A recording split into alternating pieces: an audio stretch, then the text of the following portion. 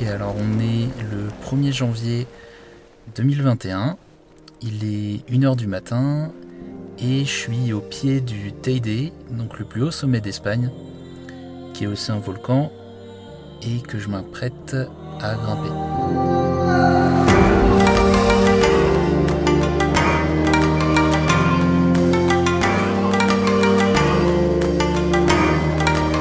Comme vous voyez, dehors il fait nuit, il fait totalement nuit. Et mon but en fait ça va être de monter pour voir le lever du soleil en haut du Teide. Et donc le truc c'est que le soleil se lève à 7h58. Donc moi j'ai 4 à 5 heures de marche on va dire. Donc je suis un peu en avance. Et donc là je vais attendre un peu dans la voiture. Voilà, donc je vais me reposer un petit peu avant le départ et je vous retrouve juste après.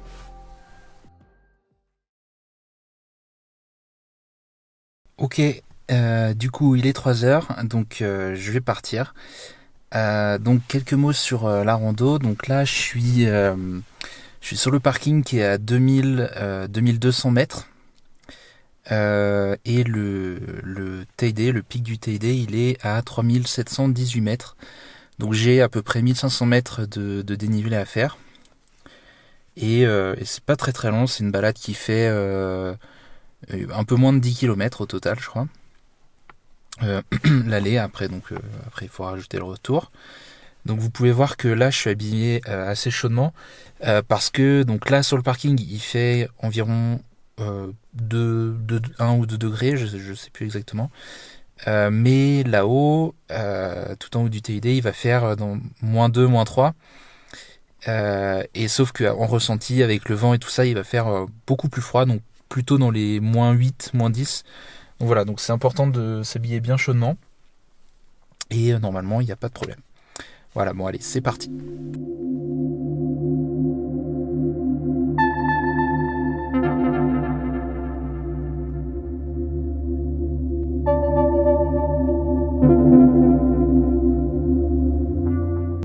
Alors c'est vraiment super.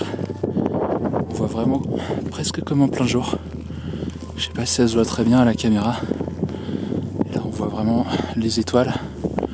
En tout cas moi là, juste à la lumière de la lune, je peux vous dire que c'est vraiment particulier. Je vois tout est gris.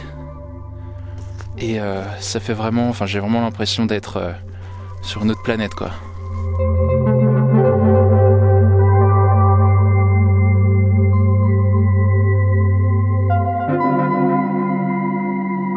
Voilà, alors là, je quitte enfin la piste principale. En fait, depuis le début, là, ça faisait 2 ou 3 km que j'étais sur une grosse piste. Et là, j'arrive enfin sur les petits sentiers. Donc là, c'est là que les choses sérieuses commencent. Je sais pas si ça se voit, mais là, il y a le pic qui se tient devant moi. Et là, ça va monter raide. Et on va voir si toutes les séances de sport et tout ça que je fais, et ben ça finit par payer pour ce genre de choses.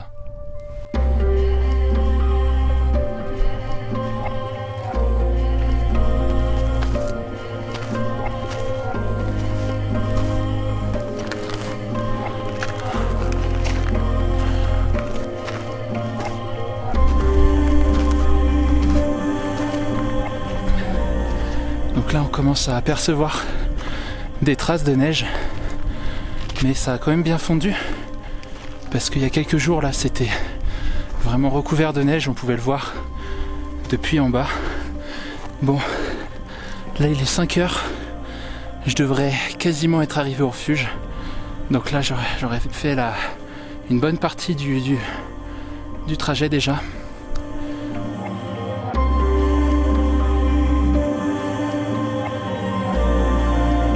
Et voilà, j'ai atteint le refuge, donc le premier point de ce chemin, de cette randonnée. Hop, vous voyez, c'est un assez grand refuge. Bon alors, là, je sais pas si on voit bien sur le thermomètre, mais il fait -4. Donc voilà, quand je vous dis qu'il faut bien se couvrir, bah je rigole pas. Donc là, comme je vous disais, je suis à 3200 mètres. Je sens le froid, là j'ai enlevé mes gants pour filmer, je sens vraiment le froid, mais là je suis à l'abri du vent avec le refuge. Donc il me reste encore 500 mètres à monter. Donc je pense que j'en ai pour une petite heure. Du coup je vais faire une pause là un petit peu au refuge, parce que si je monte maintenant, je vais arriver beaucoup trop tôt. Et je préfère attendre là au refuge où je suis à l'abri, plutôt qu'au sommet.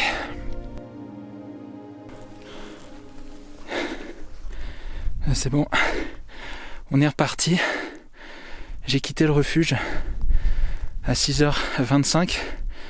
Comme ça j'ai le temps de monter au sommet tranquillement. Donc là il me reste encore 500 mètres. C'est la dernière ligne droite. Ça monte assez dur, mais ça va le faire. Là, le sommet, je le vois. Il est juste là, juste sous la lune. Je suis vraiment pas loin. Je pense que j'en ai pour un peu moins d'une heure, mais il va falloir quand même que je me dépêche.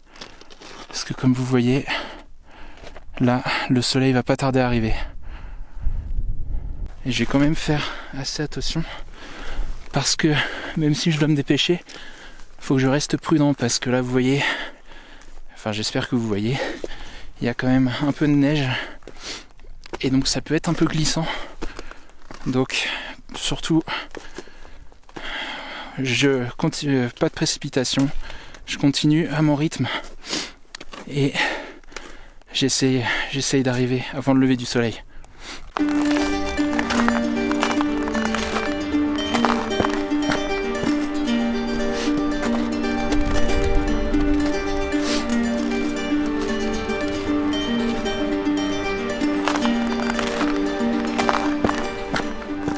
Alors déjà, je sais pas si vous voyez bien, mais là il y a vraiment un superbe dégradé.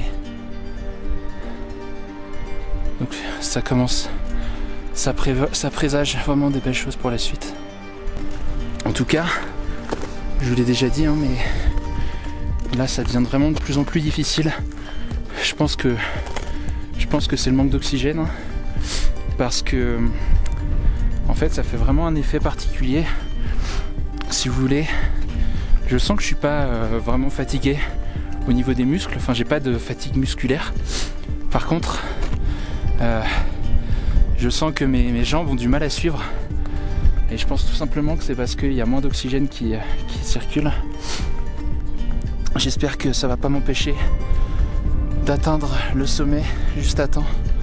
Là vous voyez, je pense que vous le voyez bien là, le TD, le pic sous le clair de lune. Donc autant jusqu'au début j'ai gravi la montagne, et là c'est vraiment le cône du volcan. Donc c'est vraiment les derniers centaines de mètres de dénivelé. Je pense qu'il y a 200 ou 300 mètres, ça va le faire. Allez, et là déjà je commence à voir des paysages vraiment sympas, avec voilà le soleil et les ombres des rochers. Voilà, ça donne vraiment quelque chose de singulier. En tout cas, c'est quelque chose que j'ai jamais vu ailleurs. Vous voyez là, il y a des petits rochers, des petits blocs de lave qui se tiennent debout. Et en fait, c'est marrant parce que depuis tout à l'heure, en fait, il y en a plein partout, et à chaque fois, j'ai un peu l'impression, enfin, ça me donne l'impression que c'est des gens. On dirait des personnes assises ou en train de discuter.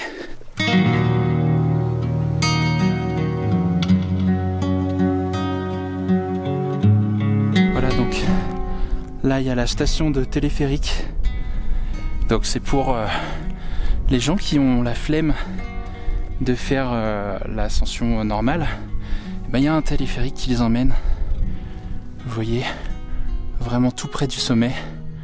Mais le truc, c'est que quand vous prenez le téléphérique, vous pouvez pas voir le lever du jour, ni le coucher du soleil, parce que le téléphérique, il marche que entre 9h et 17h. Voilà, donc en tout cas, c'est bien plus intéressant, je pense, de faire la randonnée à pied.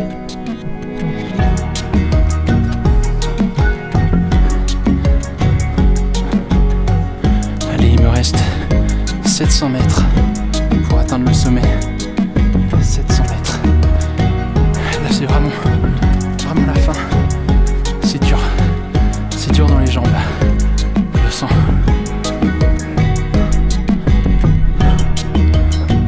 Pour vous donner un petit aperçu de la pente.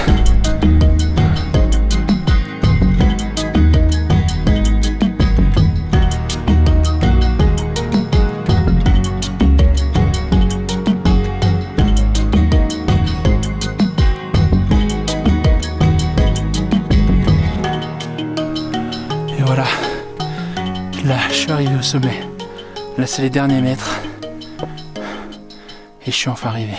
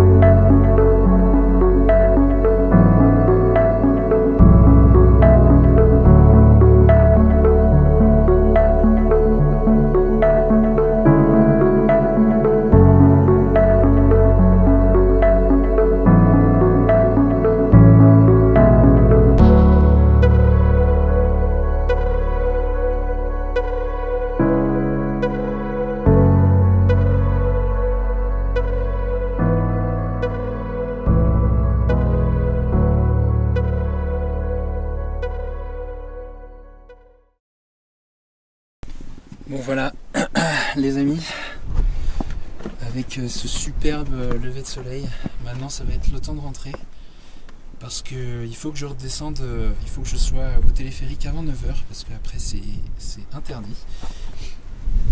Et puis surtout j'ai une voiture de location que je dois rendre avant le midi, donc il faut quand même que je me dépêche un peu. Donc voilà, je vais descendre. Franchement il n'y a pas de mots pour décrire ce lever de soleil, c'est vraiment unique. Si vous avez l'occasion de le faire, et ben faites-le. Voilà, tout simplement. Allez, on va redescendre et je vais essayer de vous montrer un peu du coup les paysages sur la descente qu'on n'a pas trop pu voir du coup pendant la nuit.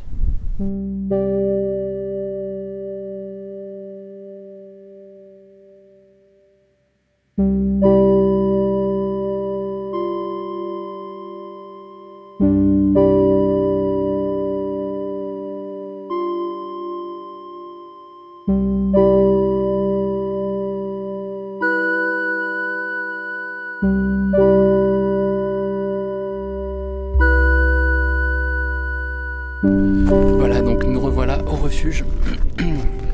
Donc ça veut dire que j'ai fait à peu près un tiers de la descente. Et c'est fou, comme à chaque fois je me dis que la descente paraît vraiment beaucoup plus longue que la montée. Du coup, je voudrais quand même en profiter pour faire un petit bilan de cette rando. Donc c'est pas une rando très difficile techniquement.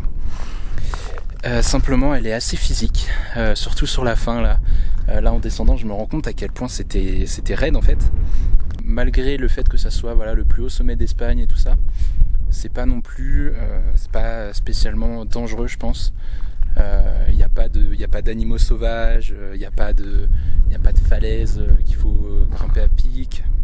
Le plus gros risque au final ça va être que le volcan entre en éruption. Mais si jamais vous voulez faire cette rando, sachez que moi je trouve qu'elle est quand même plutôt accessible. Il faut avoir des bonnes jambes. Mais parce qu'en fait après il y a le problème aussi, c'est peut-être l'altitude, le manque d'oxygène, tout ça. Donc je sais pas, les personnes âgées, les enfants, peut-être que c'est plus compliqué pour eux. Voilà, et du coup un dernier truc, j'ai dit que c'est une rando accessible mais il faut quand même un peu d'équipement. Surtout des vêtements chauds, très chauds, si vous le faites de nuit bien sûr. Donc voilà, je vous recommande vraiment de prendre une petite sous-couche. Et puis un bon sweat ou un bon pull et un manteau coupe-vent et un collant pour les jambes, et avec ça normalement vous êtes bon. Voilà, alors j'essaie quand même de vous montrer un peu au passage les paysages que j'ai traversés en venant. Là c'est le Malpaís, donc littéralement c'est le mauvais pays.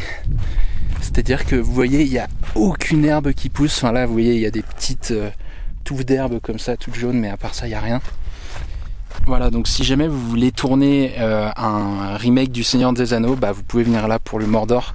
Clairement là il y a de quoi faire.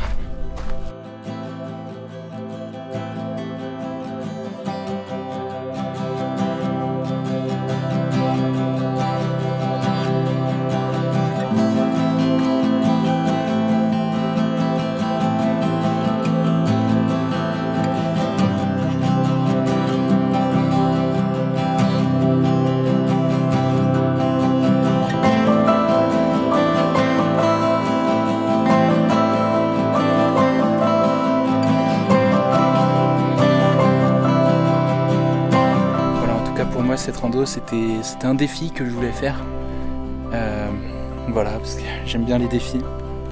Voilà, donc je vous avoue que avant de le faire j'avais un peu peur. Enfin, je me demandais ce que ça allait donner, le faire de nuit, tout ça, mais là je regrette vraiment pas. Franchement c'est vraiment une super expérience. Déjà les paysages, c'est quelque chose que vous verrez nulle part ailleurs. Et puis franchement, faire ça, grimper un volcan la nuit, le lever de soleil, franchement moi c'est ce genre de choses qui me fait vraiment me sentir vraiment vivant, et ouais, ça fait du bien.